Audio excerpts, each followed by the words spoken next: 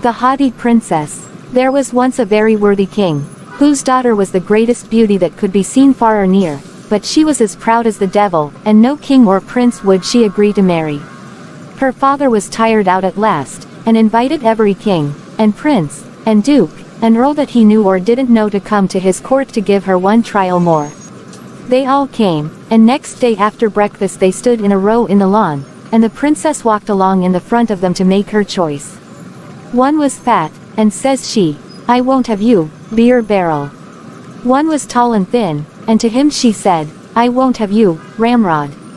To a white-faced man she said, "I won't have you, pale death," and to a red-cheeked man she said, "I won't have you, coxcomb." She stopped a little before the last of all, for he was a fine man in face and form. She wanted to find some problem in him, but he had nothing remarkable but a ring of brown curling hair under his chin. She admired him a little, and then carried it off with, "I won't have you, whiskers." So all went away, and the king was so annoyed, he said to her, "Now to punish your stubbornness, I'll give you to the first beggar man or singing waster that calls, and, as sure as you know, a fellow all over wearing rags, with hair that came to his shoulders, and a bushy red beard all over his face, came next morning, and began to sing before the parlor window. When the song was over, the hall door was opened, the singer asked in, the priest brought, and the princess married to Beardy. She roared and she shouted, but her father didn't mind her.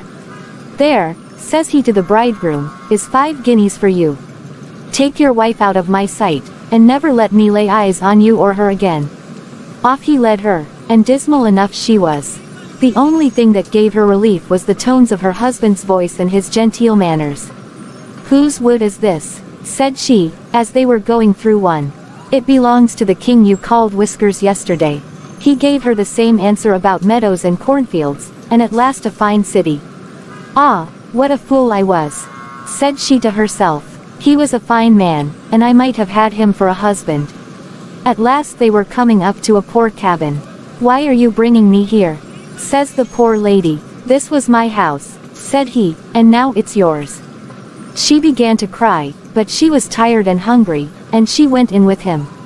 Goodness! There was neither a table laid out, nor a fire burning, and she was obliged to help her husband to light it, and boil their dinner, and clean up the place after, and next day he made her put on a rough gown and a cotton handkerchief. When she had her house readied up, and no business to keep her busy, he brought home willow branches, peeled them, and showed her how to make baskets. But the hard twigs bruised her delicate fingers, and she began to cry. Well, then he asked her to mend their clothes, but the needle drew blood from her fingers, and she cried again. He couldn't bear to see her tears, so he bought a basket of pottery, and sent her to the market to sell them. This was the hardest job of all, but she looked so lovely and sorrowful, and had such a nice air about her, that all her pans, and jugs, and plates, and dishes were gone before noon, and the only mark of her old pride she showed was a slap she gave a fellow across the face when he asked her an cheeky question. Well, her husband was so glad, he sent her with another basket the next day, but, oh dear! Her luck was after deserting her. A drunken huntsman came up riding, and his beast got in among her ware, and made mess of every one of them. She went home crying, and her husband wasn't at all pleased. "I see," said he, "you're not fit for business. Come along, I'll get you a kitchen maid's place in the palace. I know the cook." So the poor thing was obliged to stifle her pride once more. She was kept very busy, and the footman and the butler would be very cheeky about looking for a kiss, but she let a screech out of her the first attempt was made, and the cook gave the fellow such a thrashing with the broom that he made no second offer. She went home to her husband every night, and she carried broken food wrapped in papers in her side pockets. A week after she got service there was great bustle in the kitchen. The king was going to be married, but no one knew who the bride was to be. Well, in the evening the cook filled the princess's pockets with cold meat and puddings, and, says she, "Before you go, let us have a look at the great doings in the big parlor." So they came near the door to get a peep, and who should come out but the king himself, as handsome as you please, and no other but King Whiskers himself. "Your handsome helper must pay for her peeping," said he to the cook, "and dance a jig with me."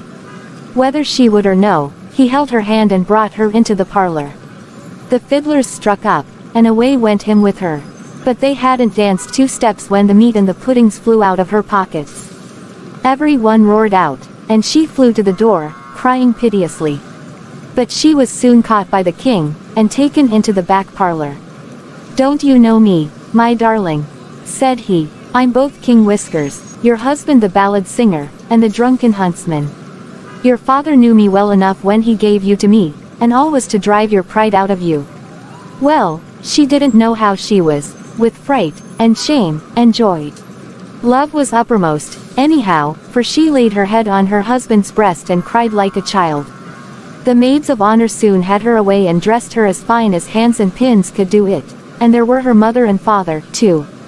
While the company were wondering what would be the end of the handsome girl and the king, he and his queen, who they didn't know in her fine clothes, came in, and such rejoicings and fine doings as there was, none of us will ever see, anyway.